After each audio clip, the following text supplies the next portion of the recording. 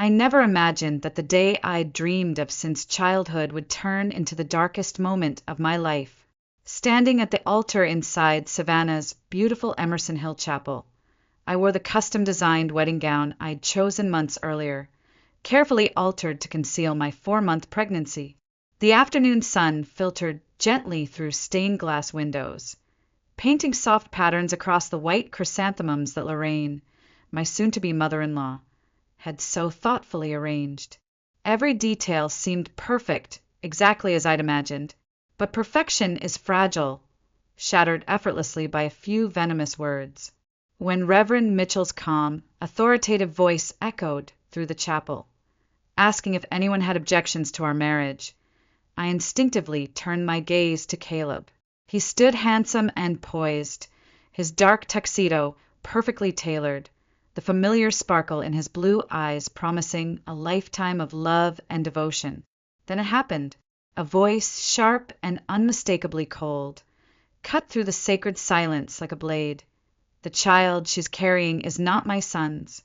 200 heads snapped around simultaneously, staring at the woman who had spoken. Lorraine Whitmore, the woman I'd grown to trust and even love, slowly rose from the front pew. Her gaze was ice, her posture rigid with an air of cruel triumph. Vivian Hale has betrayed my son, and I have the proof right here. With theatrical precision, she lifted a large manila envelope, its contents suddenly more threatening than any weapon. The chapel fell, deathly silent. Shock quickly turned into judgment, and all eyes settled on me, burning through me like fire. My heart raced painfully inside my chest, and I felt my unborn child kick gently, as if sensing the horror unfolding around us. Lorraine stepped confidently toward Caleb, placing the envelope into his trembling hands. Her voice dropped to a soft, poisonous whisper, loud enough for all to hear clearly. Caleb, look at these carefully and then decide for yourself.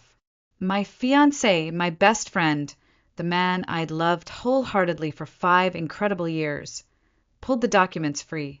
His eyes scanned the papers, color draining rapidly from his face. When he finally looked up, I didn't recognize the man standing before me. The warmth, trust, and affection were replaced by betrayal and disgust. Vivian, he said, barely audible, tell me it's not true. My voice caught painfully in my throat, the words desperate and broken. Caleb, please. I would never, you know me. But doubt had already taken root. Lorraine's carefully crafted lie had done its damage, burrowing deep into Caleb's heart. Without another word, he dropped the envelope to the ground, papers scattering at my feet, and turned his back on me. His groomsmen quickly followed suit, the rest of the guests rising from their seats, their whispers growing into a chorus of condemnation. Within seconds, I stood utterly alone at the altar, humiliated and broken. Through blurred vision, I caught sight of Lorraine, her pale lips curved into a subtle smile, a smile that would haunt me for years. In that instant, I saw clearly what I'd missed all along. She'd planned this betrayal meticulously, savoring the moment she would destroy me. Unable to bear the weight of their accusing eyes, I turned and fled, stumbling out of the chapel and into the garden. My veil snagged painfully on the thorny bushes lining the path, tearing away like the illusions I'd carried about love, family, and trust. But this wasn't the end, not yet.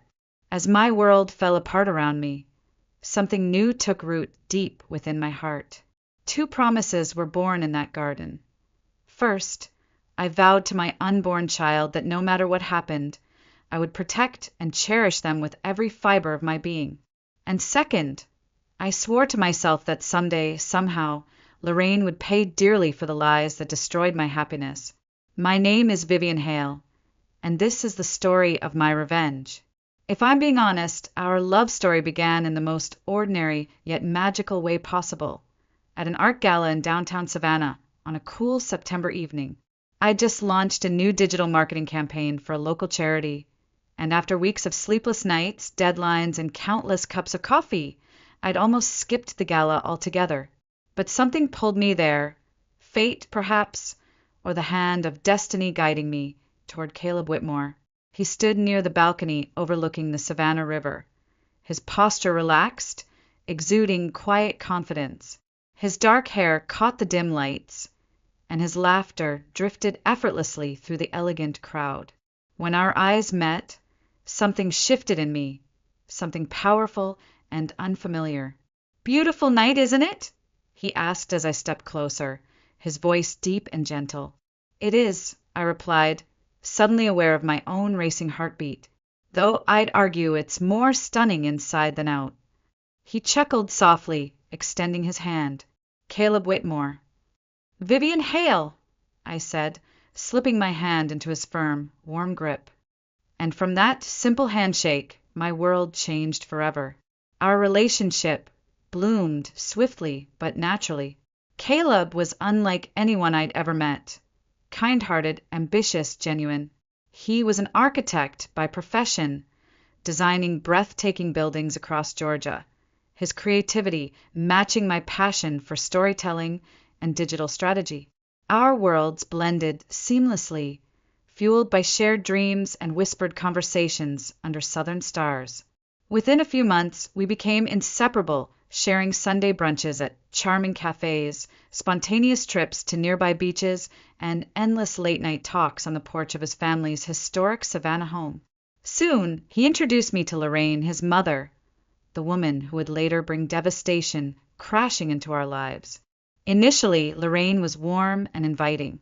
Elegant, poised, always impeccably dressed, she embodied Southern charm at its finest. She'd invite me over for afternoon tea, sharing stories about Caleb's childhood adventures and proudly revealing family heirlooms.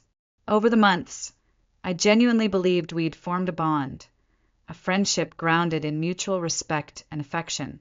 But everything shifted when I discovered I was pregnant. It was a warm April afternoon when I showed Caleb the pregnancy test. His eyes immediately filled with tears of joy, and he swung me around our small apartment, laughing and kissing me repeatedly. "We're going to be a family," he whispered, his eyes bright with happiness. We quickly moved the wedding date up, eager to welcome our child into a loving, stable home. Lorraine, however, reacted differently than I had expected. When we broke the news to her, she smiled. But there was something strained about the way her eyes lingered on my belly, something unsettling hidden beneath her congratulations. Soon after, Lorraine's demeanor began to change. Her innocent questions about my past relationships became oddly intrusive, probing gently but persistently into parts of my life I'd thought irrelevant. She started to appear unexpectedly at wedding planning meetings, subtly overruling my choices about flower arrangements, invitations, and even my wedding gown.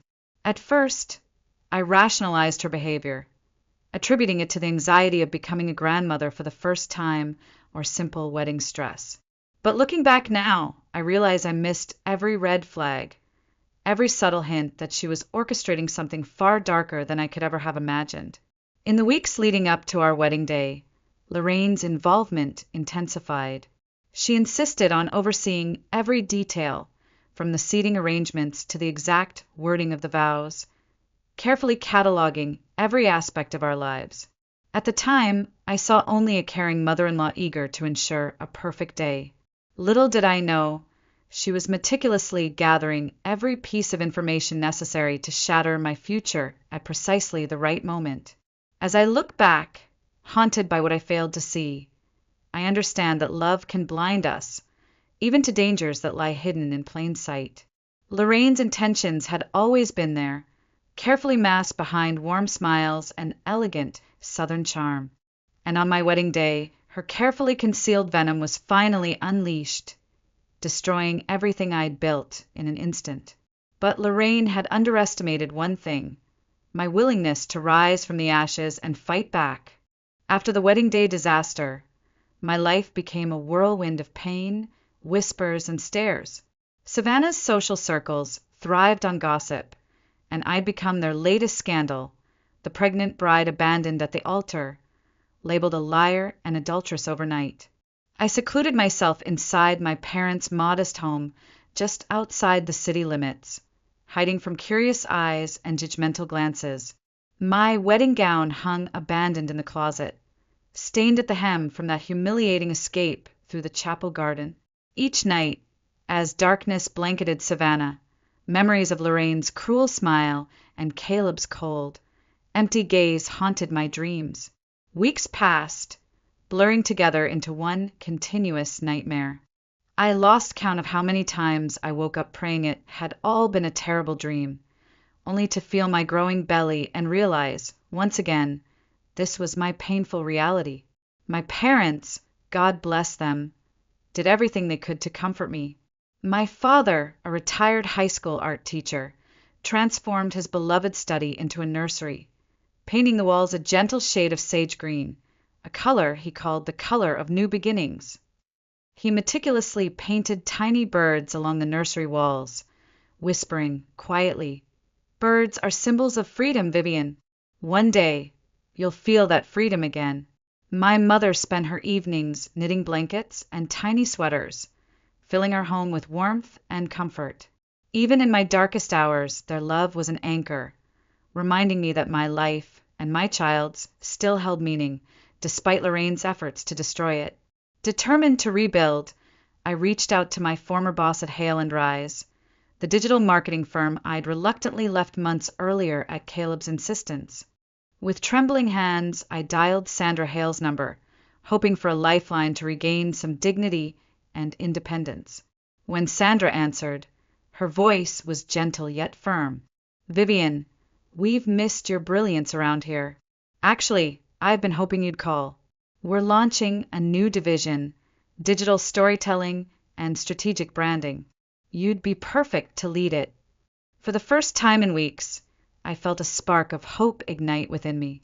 My old career had always given me confidence, purpose, and strength, qualities Lorraine could never steal. The months flew by as I threw myself into work, channeling my grief and anger into building something extraordinary. Each successful project, each satisfied client, slowly restored the confidence that Lorraine's betrayal had stolen from me. The cruel whispers of Savannah's society faded into background noise, replaced by praise and respect from peers who valued my skill, not my private tragedies. In October, on a crisp autumn morning, my son Elliot was born. As dawn painted gold and pink across the Savannah skyline, I held my baby in my arms, overwhelmed by a love fiercer than anything I'd ever known.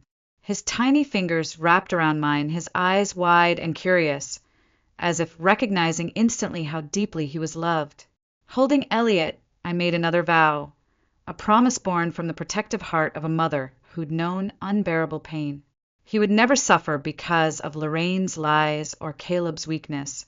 No matter the cost, I would shield him from their shadows.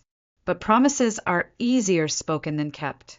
2 years later, on an ordinary Tuesday afternoon, fate brought Caleb crashing back into my life. Elliot had fallen during recess at preschool, needing stitches. As I rushed into Savannah Memorial's bustling emergency room, heart pounding with worry, I froze mid-step, eyes locked with Caleb Whitmore across the crowded waiting area. His gaze shifted quickly to Elliot, who sat in my arms, crying softly. Caleb's face paled instantly, recognition striking him with undeniable clarity. Elliot was his mirror image, the same sapphire eyes, dark curls, and expressive features. "Vivian," Caleb's voice cracked painfully as he approached, desperation and regret evident in his eyes. "Please, can we talk?" My instincts screamed to refuse, to protect Elliot from any further pain. But before I could answer, Elliot looked up at Caleb, wiping tears from his cheeks. With innocent curiosity, he asked, "Who are you?" The question hung heavily between us, the simple words holding power beyond comprehension. Caleb stared at his son, the depth of what he'd lost dawning painfully in his eyes. In that heartbeat, revenge became more than just a promise. It became a necessity, a reckoning not only for myself, but for Elliot. Lorraine had stolen years from us both, poisoning Caleb's mind with carefully orchestrated lies. And now, facing the truth standing before him in the form of an innocent child, Caleb had to bear witness to the devastation wrought by his blind trust. My journey back from the ashes had begun quietly, subtly, but now, standing face to face with Caleb, a fire roared inside me, fierce and unstoppable. Lorraine Whitmore would soon understand that every choice has consequences, and her cruelty would return to her tenfold. This was no longer merely survival. This was justice, slow, deliberate, and merciless. Caleb's eyes remained fixed on Elliot, disbelief and guilt mingling in their depths as reality settled heavily between us. "Who are you?" Elliot repeated, innocently breaking the silence, his tiny voice echoing the profound weight of that question. Caleb knelt slowly, lowering himself to Elliot's eye level, struggling to speak past the lump in his throat. I'm someone who knew your mom a long time ago." Elliot studied him carefully, the innocent scrutiny of a child. "Were you Mommy's friend?" "Yes," Caleb answered, his voice barely a whisper, eyes brimming with unshed tears. "A very good friend." My heart twisted painfully as I watched them interact. The son who'd never met his father, and the father who'd allowed himself to be robbed of precious years. Anger surged through me, white-hot and relentless. Caleb had made his choice, allowing Lorraine to poison his heart against me. And yet, standing here, he seemed broken, utterly lost. A nurse approached, gently interrupting our strained reunion. "Miss Hale, the doctor is ready to see Elliot." I nodded, grateful for the escape. "Come on, sweetheart," I whispered, lifting Elliot into my arms, deliberately avoiding Caleb's gaze. But he reached out, gently touching my arm, stopping me. "Vivian, please. I need to explain." I turned sharply, voice low but firm. "You've had years to explain, Caleb. You chose your mother's lies over me, over us. There's nothing left to say." His expression faltered, wounded by the cold truth of my words, but he didn't argue. Instead, he pressed a small card into my hand. "Just take this. If you ever decide to listen." Without another glance, I walked away, leaving him standing alone, haunted by choices he could never undo. That night, after Elliot was safely asleep, clutching his favorite stuffed penguin tightly to his chest, I sat at the kitchen table, staring at Caleb's business card. Emotions I'd long suppressed resurfaced, raw and painful. Anger, regret, a hollow ache of betrayal, but above all determination. Lorraine's lies had torn us apart, stolen Elliot's father from him, and stripped away years of our happiness. She would answer for that. My phone buzzed, shattering my thoughts. An unknown number. Against my better judgment, I answered. Vivian Hale speaking. There was silence on the other, and before a weak, trembling voice spoke. "Vivian, it's Lorraine." My heart froze, my grip tightening around the phone. Anger surged instantly, burning through me. "How dare you call me?" I hissed, voice trembling with barely restrained fury. "I know I don't deserve your forgiveness," she said quietly, her usually confident voice now frail and subdued. "But please, Vivian, just listen. I'm in the hospital. It's my heart. The doctors say I don't have long, and I can't go without confessing." I hesitated, torn between rage and curiosity. Lorraine had built her life on manipulation. Could this be yet another scheme? What confession, Lorraine? More lies. My voice dripped with bitterness. "No, not lies, Vivian. Not anymore." She paused, struggling for breath. "Everything that happened that day, the documents, the accusations, it was all a fabrication. I paid a lab technician to falsify paternity results, photographs, everything. You never betrayed Caleb. I was afraid of losing him to you." Her words hung in the air, painfully clear, painfully true. My hands shook uncontrollably. "And Caleb? Did he know?" "No," she whispered. "He never suspected. He trusted me blindly, and I took advantage of that trust to destroy you." Silence stretched between us, heavy with years of pain and unanswered questions.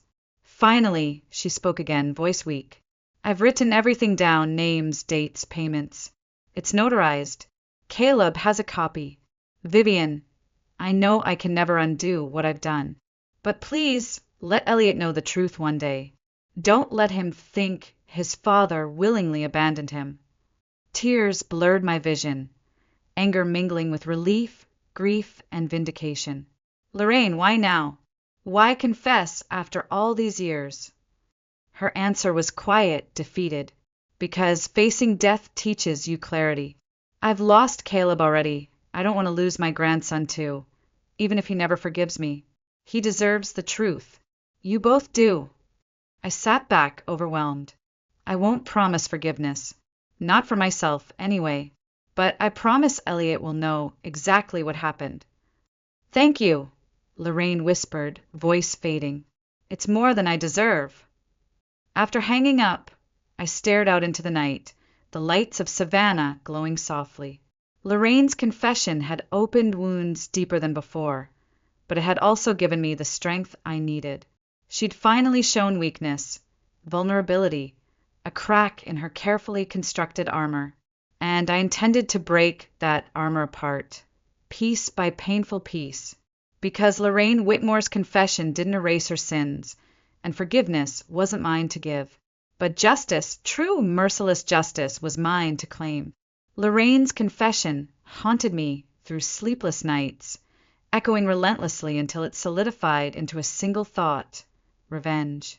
I'd spent 5 years imprisoned by her lies, carrying a burden of shame I never deserved. Caleb had abandoned me, my reputation was shattered, and worst of all, my innocent son had been robbed of his father. Lorraine's illness and belated remorse didn't absolve her from the agony she'd inflicted. She had confessed only out of fear of facing eternity burdened by her sins, not out of genuine compassion or repentance. No, she deserved no mercy from me. I decided the truth wouldn't quietly fade away. It would burn brightly for all to see.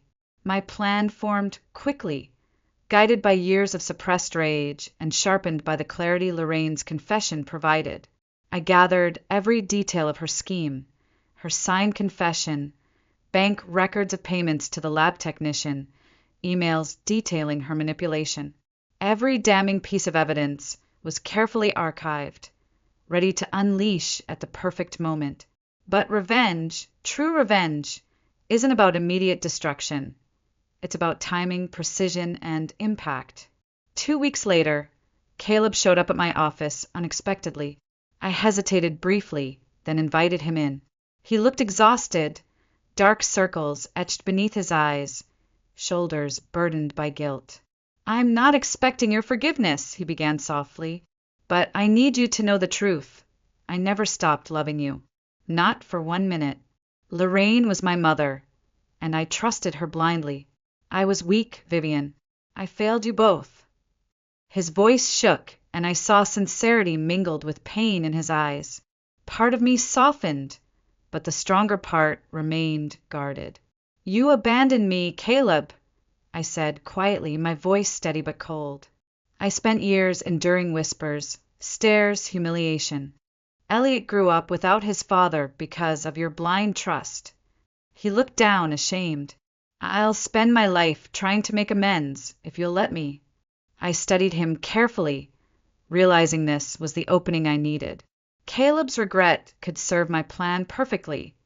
After all, Lorraine's greatest punishment would be witnessing her own son's rejection, the same pain she'd inflicted upon me. Fine, I said finally, but first, I need your help exposing your mother's lies. Caleb hesitated, clearly torn. Despite everything, loyalty still pulled at him.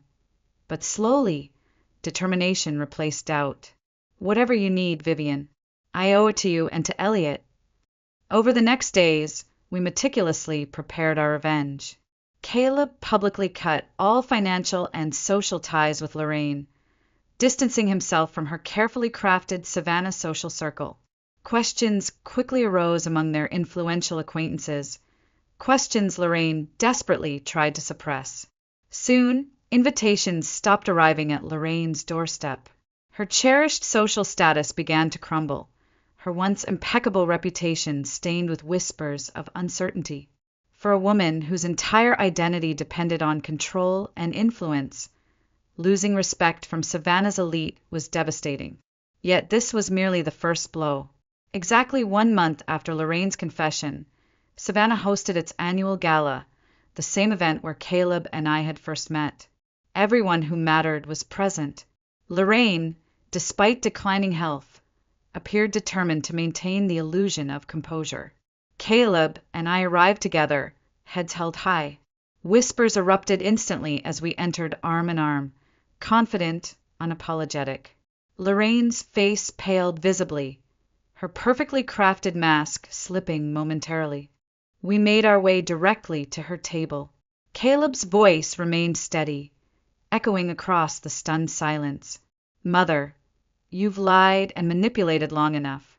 Vivian and I aren't here to forgive or forget. We're here to finally reveal the truth." Lorraine's voice trembled weakly, eyes darting anxiously. "Caleb, please, not here." Ignoring her plea, Caleb turned to the crowd, who now watched intently. 5 years ago, Vivian Hale was wrongfully accused of betrayal. My mother fabricated evidence, paid for false paternity tests, and destroyed the lives of innocent people, simply because she feared losing control. Tonight, the truth will finally be heard. Murmurs erupted, growing louder. Lorraine's carefully constructed facade crumbled instantly, replaced by panic.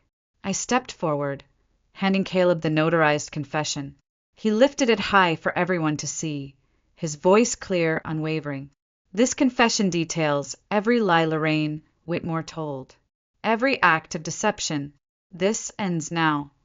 Lorraine shrank back, her eyes pleading, desperate. "Please, Caleb, Vivian, I beg you." I leaned close, voice calm but merciless. "You deserve no mercy. You took everything from me, from Elliot. Now watch as your lies take everything from you." As guests crowded around Caleb, eager to witness Lorraine's downfall, I stepped back, savoring the moment. Lorraine's once powerful presence collapsed under the weight of her own betrayal. Her control shattered completely, exposing her for what she truly was, a frightened, powerless woman who had destroyed herself through her own cruelty. Revenge isn't always loud or violent. Sometimes the sweetest revenge lies in simply holding up a mirror, forcing someone to finally see the monster they've become. Lorraine Whitmore now stood face to face with the consequences of her actions. Her punishment wasn't death, illness, or poverty. It was humiliation, loss of control, and the realization that her carefully orchestrated life had ended in ruin. And as I watched her crumble beneath the harsh judgment of Savannah's elite, I realized this was only the beginning. My revenge had begun, but it was far from over. In the weeks that followed Lorraine's public disgrace, Savannah buzzed with endless gossip. The queen of the city's social elite had fallen spectacularly, leaving behind nothing but shattered pride and exposed secrets. Newspapers eagerly ran sensational headlines, detailing Lorraine Whitmore's betrayal, manipulation, and ultimate humiliation. Yet, amid the chaos, I felt no satisfaction, only quiet, steady determination. This revenge had never been about glory or fame. It was about reclaiming dignity stolen from me and justice for Elliot. Despite Lorraine's pleas for privacy, Caleb refused to shield her from the consequences she'd earned. He made good on his promise, publicly denouncing her actions and permanently severing his family's toxic ties. But the fallout wasn't easy for him. I watched Caleb struggle with the heavy truth. The mother he'd trusted implicitly had been his greatest betrayer. One evening, Caleb knocked quietly at my front door. Elliot was asleep, and the house felt still, peaceful, bathed in moonlight. When I opened the door, Caleb's weary expression spoke volumes. "I won't stay long," he began gently, sensing my caution. "I just needed to talk to you about Elliot, and about us." I nodded slowly, stepping aside. "Come in." We sat at the kitchen table where, just months earlier, I'd plotted revenge. Tonight, however, the atmosphere was softer, quieter, a space that allowed for honest conversation. Caleb spoke first, voice heavy with regret. I've missed so much of his life. I robbed him of having a father, and myself of knowing my son. Vivian, I know forgiveness might be impossible, but Elliot deserves better. I'd like your permission to try and build a relationship with him. I studied his face, seeing sincerity clearly reflected there, but my heart hesitated. Could I trust him again? Was Elliot ready to have a father? You can't erase 5 years overnight, Caleb. Elliot's happy. He's safe. The idea of opening his heart, only to be disappointed, is terrifying. Caleb nodded solemnly. I know, and I'll spend my life making sure he never feels that disappointment. I'm not the same man I was when I walked away. I've learned what blind loyalty cost me, what it cost all of us. His voice broke slightly. But I need a chance, Vivian. Not for myself, but for him. Elliot deserves a father who loves him fiercely, who fights for him, not abandons him. I closed my eyes, picturing Elliot's bright smile, his boundless curiosity, the way he lit up around anyone who showed him genuine care. Could I deny him the chance to have a relationship with Caleb, even if it meant risking heartbreak? Taking a slow breath, I finally spoke. We'll start slowly. Supervised visits. One step at a time. Elliot's needs come first, always. Caleb's relief was palpable, eyes filled with quiet gratitude. Thank you, Vivian. I won't let you or him down again. In the weeks that followed, Caleb held true to his promise. His visits were consistent, gentle, filled with patience and tenderness. Elliot warmed quickly to him, asking innocent questions about dinosaurs, spaceships, and why they both shared the same curly dark hair. Each interaction chipped away at the walls I'd built around my heart, slowly easing fears I'd carried for years. As Caleb rebuilt trust, Lorraine's condition worsened, her illness consuming her quickly. Yet, in a surprising turn, her isolation had sparked a change within her. She'd reached out again, this time humbly asking to see Elliot, not as a Whitmore heir or a pawn in her games, but simply as her grandson. Initially, I refused outright, my instinct to protect Elliot overpowering any sympathy for Lorraine's regrets. But Caleb gently persisted. She knows she won't be forgiven, but she's dying, Vivian. Maybe granting her this moment could help Elliot find peace when he's older. After careful consideration, I agreed to a brief, supervised meeting. We visited Lorraine's hospital room, sterile and cold, a stark contrast to the lavish mansion she'd once inhabited. Lorraine lay weakly in bed, humbled and vulnerable, barely recognizable as the woman who destroyed my wedding day. When Elliot entered hesitantly, clutching Caleb's hand tightly, Lorraine's eyes filled instantly with tears. "Oh, Elliot," she whispered softly, voice fragile. "You look just like your father." Elliot approached cautiously, offering her a small handmade card, a drawing of 3 birds holding wings tightly. "It's for you. Mommy says birds mean family." Lorraine trembled, clutching the card tightly. Tears streamed down her cheeks, remorse mingling openly with gratitude. Her gaze lifted toward me, silently pleading forgiveness she knew she wouldn't receive. Yet in that quiet, profound moment, revenge and bitterness lost their grip, replaced by something infinitely more powerful: hope. As we left, Elliot squeezed my hand gently. "Mommy, did I do good?" "You did perfect," I whispered, my heart aching with love and pride. That evening, after Elliot drifted into peaceful sleep, Caleb lingered at the door, hesitant yet hopeful. "We can't erase the past," I finally said softly, "but perhaps we can rebuild from it, stronger this time." Caleb smiled gently. That's all I could ever ask. Revenge had given me justice, but true healing came in moments of compassion, forgiveness, and the bravery to begin anew. Lorraine's sins had been punished, but real redemption lay in my choice to free myself and Elliot from the chains of bitterness and pain. Justice had been served. Now, redemption could finally begin. The months following Lorraine's emotional reunion with Elliot marked a quiet but profound turning point in our lives. Her illness, though relentless, became a catalyst for healing, not just for her, but for Caleb, Elliot, and especially for me. Lorraine's surgery was successful, giving her more time she no longer wasted on manipulation or control. Instead, she embraced therapy, confronting the destructive behaviors and insecurities that had driven her actions.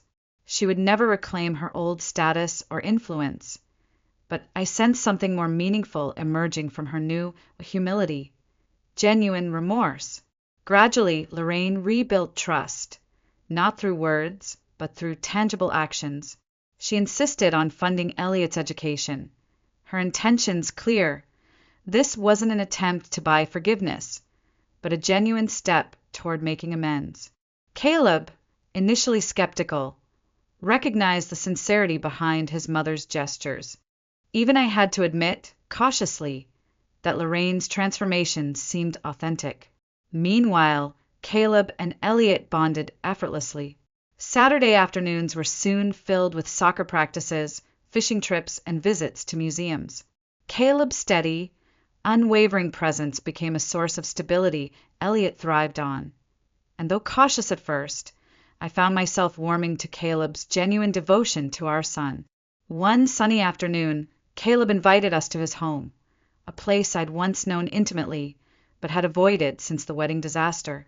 Elliot dashed happily into the spacious yard, exploring flowers and climbing trees. Caleb watched him fondly, before turning to me with quiet determination. "I've missed seeing you here," he said gently. "You belong here, both of you." "Caleb, we can't pretend the past never happened," I replied softly, watching Elliot play. "Too much damage was done." He nodded thoughtfully. "I'm not asking to erase the past, Vivian. I'm asking to build something new, better, healthier. Lorraine's cruelty can't define our future. We have the power to write our own story." I glanced at Elliot, his laughter floating toward us on the gentle breeze. "Do you truly think it's possible?" Caleb stepped closer, his voice quiet yet unwavering. "If you're willing to try, I promise to spend every day proving to you that I've changed. The old Caleb, who trusted blindly, who turned away from you, is gone. You and Elliot taught me the true meaning of strength, of family." My heart raced at his sincerity. Years of pain couldn't vanish overnight, but the possibility of healing was undeniable. I'd spent years punishing myself, punishing Caleb, locked in a cycle of hurt and anger. But revenge had run its course, leaving only emptiness. What remained was the desire, stronger now than ever, to heal, forgive, and begin anew. I looked carefully at Caleb, seeing clearly for the first time the man he'd become, a man humbled by loss, strengthened by regret, wiser through hard lessons learned, a man worth a second chance. "Yes," I finally whispered, "let's build something new. For Elliot, for us." Caleb smiled gently, eyes bright with emotion. "Thank you, Vivian." As Elliot ran toward us, face flushed with excitement, Caleb scooped him up effortlessly, laughter filling the warm Savannah air. For the first time in 5 years, our laughter joined his, unburdened by bitterness or pain. Later that evening, I sat beside Elliot in his cozy bedroom. As I tucked him in, he looked up at me thoughtfully. "Mommy, is Caleb staying forever now?" "Would you like that?" I asked gently. He nodded earnestly. "Yeah, I want a daddy every day, just like my friends at school." I brushed the curls from his forehead, feeling peace settle within me. "Then yes, sweetheart, I think Caleb's going to stay." Elliot smiled sleepily, eyes drifting shut. "Good. I'm glad we're like the birds in my drawing now, all together." As he fell asleep, I gazed at the framed picture he'd drawn months ago. 3 birds holding wings tightly, flying together through clear skies. Once a symbol of pain, it now represented a powerful truth. Family isn't defined by perfection, but by forgiveness, growth, and love. Downstairs, Caleb waited quietly, hopeful eyes meeting mine as I descended the stairs. "Everything okay?" he asked softly. I nodded, stepping into his embrace. "Better than okay. I think we finally found our way home." Outside, the savannah night was calm and peaceful. Lorraine's cruelty had once torn us apart, but her eventual remorse, Caleb's sincerity, and Elliot's unconditional love had allowed healing to begin. The past would never fully disappear, but it no longer held power over our future. Revenge had brought justice, but forgiveness had granted freedom. Our family had been broken, scattered by lies and betrayal, but like birds returning after a long, painful journey, we had found our way back to each other. Together, we could finally soar. As time passed, our new family dynamic took shape, quietly growing stronger with each passing day. We settled into a gentle rhythm, no longer overshadowed by the ghosts of past betrayals. Caleb and I navigated our renewed relationship carefully, never rushing, always respectful of wounds still healing. Yet each shared moment brought more trust, more closeness, slowly mending what had once seemed irreparably broken. Lorraine, still frail from her illness, but emotionally renewed, became a softer presence in our lives. While her actions could never be erased, I gradually accepted her sincere attempts at redemption. Caleb often accompanied Elliot to visit her, each meeting reinforcing the bond that had emerged from the ashes of bitter resentment. Over time, forgiveness became less an act of generosity and more a natural step toward personal freedom. One breezy Saturday afternoon, Lorraine requested to speak with me privately. Hesitantly, I visited her home, the once imposing mansion now a quieter, humbler place. Lorraine sat waiting by the window, wrapped warmly in a shawl, gazing pensively at Elliot's drawing of the birds framed lovingly on her mantel. "I never thanked you," she began softly, eyes glistening with sincere gratitude. "I never deserved the kindness you showed me." I remained quiet, gently taking the seat beside her. "It wasn't easy, Lorraine, and I didn't do it for you. I did it for Elliot. He deserved peace." She nodded slowly, accepting my honesty without offense. "I understand. And yet your strength, your compassion, it humbled me deeply. I spent years believing power and control defined success, but you showed me otherwise. You built a beautiful life for Elliot despite everything I did. Your capacity for forgiveness is something I'll never fully comprehend." Her voice cracked slightly. "I know I'll never undo what I did to you, but perhaps my mistakes weren't completely in vain, because they revealed a strength in you that I envy. You've taught me more than you'll ever know." For the first time, I saw Lorraine clearly, not as a cruel enemy, but as a woman broken by her own fears and insecurities, desperately seeking redemption. A woman who had finally recognized the consequences of her choices. "Lorraine," I said gently, "the past won't change, but what matters now is how we move forward. Caleb and I chose forgiveness, not because you earned it, but because we refused to let bitterness poison our future." Lorraine's eyes shone with quiet appreciation. "Thank you, Vivian. That alone is more than I ever deserved." In the following weeks, Lorraine continued therapy, confronting deeply rooted fears that had driven her destructive behavior. She remained a quiet presence, respectful of boundaries, grateful simply to witness Elliot's joyful childhood from afar. Caleb and I drew closer, trust growing naturally, built on shared experiences and mutual healing. On Elliot's 6th birthday, we gathered for a small celebration in the backyard. Lorraine attended, sitting comfortably in a shaded chair, joyfully watching Elliot chase butterflies across the lawn. Caleb approached me quietly, gently slipping his hand into mine, warmth radiating from his touch. "You know, I spent so many nights dreaming about a moment like this," he confessed softly. I thought I'd lost it forever. Lost you. Lost Elliot. But you didn't, I whispered reassuringly, leaning into him. We found our way back. Stronger, wiser, and better. Caleb smiled, his eyes warm. I won't ever take this second chance for granted, Vivian. You've given me everything. Later that evening, as twilight painted the sky with soft shades of gold and lavender, Elliot curled sleepily into my lap. He glanced thoughtfully at Lorraine, then back at me, innocent curiosity shining in his eyes. "Mommy," he asked softly, "are you still mad at Grandma Lorraine for what she did?" I smiled gently, brushing dark curls from his forehead. "Not anymore, sweetheart. People make mistakes, but sometimes those mistakes teach them how to become better." He considered this carefully, like when I spilled paint on the floor and learned to clean it up by myself. "Exactly," I replied, warmth spreading through my chest. "When we forgive, we give people a chance to fix what they've broken." Elliot nodded wisely, eyelids heavy with sleep. "I'm glad we forgived her, because now we're all together like my birds." After he drifted to sleep, Caleb joined me on the porch, fingers intertwining comfortably. Silence stretched between us, peaceful and comforting, each breath filled with quiet gratitude for this hard-earned tranquility. "You know," Caleb finally said, voice gentle, thoughtful, "there's a kind of strength in forgiveness I never understood until now. You taught me that." I rested my head on his shoulder, breathing deeply, savoring the sweet calm.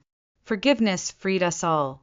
Revenge brought justice, but forgiveness brought peace. Caleb squeezed my hand gently, and love brought us home. Above us, 3 birds flew gracefully across the evening sky, wings outstretched, perfectly aligned, just as Elliot had drawn them so many months earlier. In that quiet, profound moment, I finally understood the depth of our journey. Betrayal had nearly destroyed us. Revenge had helped restore justice. But it was forgiveness that healed our wounds, allowing us to reclaim joy and peace. Our story hadn't unfolded as I once imagined, but perhaps it was more beautiful precisely because of that. We'd lost everything, only to gain something infinitely more precious: peace, redemption, and a family built from the ashes of our pain. The path toward healing wasn't easy, nor was it ever linear. Yet each day brought small moments of grace, moments that gently stitched our broken family back together, transforming scars into powerful reminders of strength. Lorraine's health improved steadily, and with her newfound clarity came genuine efforts to repair what she'd fractured. The woman I once feared and resented gradually earned cautious respect through humility and quiet kindness. She never asked for forgiveness again. Instead, she spent her days proving she deserved it. Caleb, committed wholeheartedly to his role as a father, brought renewed joy into Elliot's life. Every bedtime story, every soccer practice, and every pancake breakfast chipped away at the shadows Lorraine's betrayal had cast over us. Caleb had become more than Elliot's father. He was now his friend, protector, and unwavering supporter. Our bond deepened as well, slowly evolving into something beautiful and resilient. Love, once shattered and seemingly irreparable, returned stronger and more profound. I found myself laughing freely again, unafraid of vulnerability. Caleb's quiet steadiness became my safe haven, reminding me daily that trust could indeed be rebuilt, brick by careful brick. On Christmas morning, we gathered quietly in our living room. Elliot squealed with delight as he tore wrapping paper from colorful boxes, revealing toys, books, and art supplies. Lorraine watched, eyes misty with emotion, her face softened by gratitude. Caleb squeezed my hand gently, warmth radiating between us, unspoken promises of a shared future now clearer than ever. "Mommy, Daddy, Grandma, open mine now," Elliot announced proudly, handing each of us carefully wrapped gifts, each one bearing evidence of his artistic efforts. I unwrapped mine slowly, discovering a beautifully hand-painted picture. 3 birds, once again, soared gracefully across a watercolor sky, now joined by a fourth, smaller bird nestled protectively between them. That's us, Elliot explained eagerly, eyes bright with pride. Mommy, Daddy, Grandma Lorraine, and me in the middle because you keep me safe and love me no matter what. Lorraine's hands trembled slightly as she held her painting, visibly moved. Caleb's eyes glistened softly as he admired Elliot's heartfelt depiction of our rebuilt family. It's perfect, sweetheart, I whispered, heart swelling with pride and tenderness. Absolutely perfect. Later that afternoon, Lorraine approached me gently as Caleb played outside with Elliot in the yard, their laughter echoing joyfully. Vivian, I'll never be able to repay the kindness you've shown me, she began softly, sincerity bright in her eyes. Your forgiveness changed everything. I never expected to regain my family, especially after what I did. Lorraine, it was never just about forgiveness, I said gently. It was about choosing a different path, one free from anger and revenge. We chose peace, and in choosing peace, we found each other again. She nodded, a tear slipping quietly down her cheek.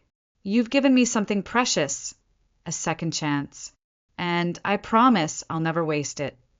I believed her. Lorraine had proven that true redemption was possible. The woman who once tore our family apart now stood as proof that healing could come from even the deepest wounds. As evening approached, Caleb joined me on the porch swing, gently pulling me close as Elliot chased fireflies through the yard, giggling happily beneath the twilight. You know, Caleb said thoughtfully, if someone had told me a year ago that we'd be here, happy together, at peace, I wouldn't have believed it. Neither would I admitted softly, but we found a way back. He pressed a gentle kiss to my temple, voice quiet and sincere. I'll spend the rest of my life making sure neither of you ever doubt me again. I smiled, feeling a deep, comforting certainty that his words were true. Our journey had been painful and complicated, marked by betrayal, revenge, justice, and finally forgiveness. But the outcome was worth every hardship we'd endured. As darkness gently wrapped around us, Elliot ran to the porch, breathless and smiling, holding something small in his hands. Look, I caught a firefly, he said excitedly, holding his cupped hands toward us. Should I let it go now? Yes, sweetheart, Caleb replied gently. Sometimes the best way to show we love something is by giving it freedom. Elliot carefully opened his hands, and the tiny insect fluttered upward, blinking softly as it disappeared into the night sky. That simple, beautiful moment became symbolic, a perfect reflection of our family's journey. We had been trapped by bitterness, held captive by lies and betrayal, but forgiveness had finally granted us freedom.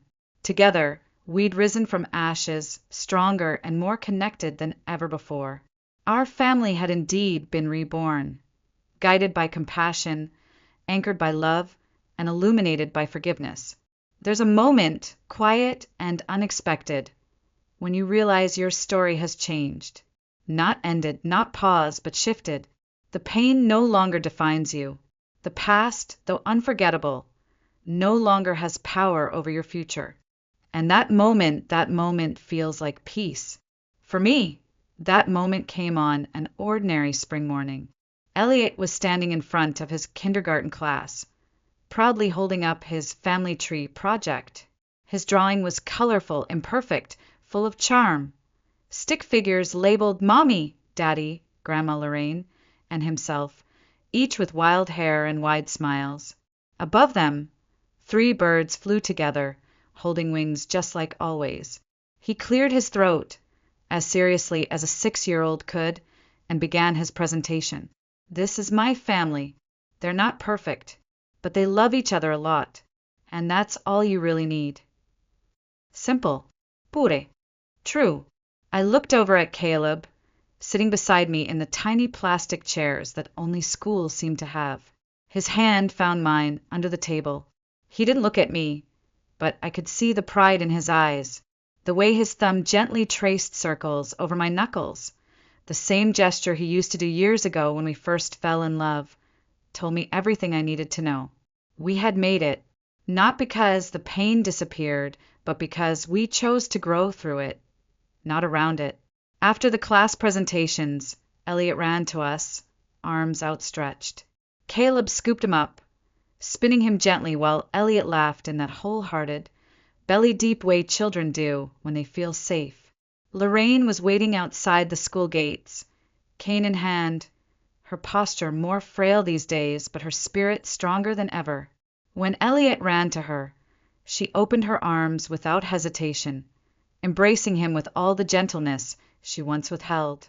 I watched them from a distance, remembering the first time she'd held him, trembling, unsure, remorseful. Now there was only love. She caught my gaze over Elliot's shoulder and mouthed two words she'd said many times before, but which still carried weight. Thank you. Later that evening, we gathered in the backyard for dinner under string lights Caleb had put up himself. The air was warm, filled with the scent of roasted vegetables and laughter. Elliot darted between chairs, sharing pieces of trivia he'd learned in class, announcing he would be both an astronaut and an artist when he grew up. Why choose? I said, smiling. You can fly rockets and paint the stars. He beamed at that. Like the birds in my pictures.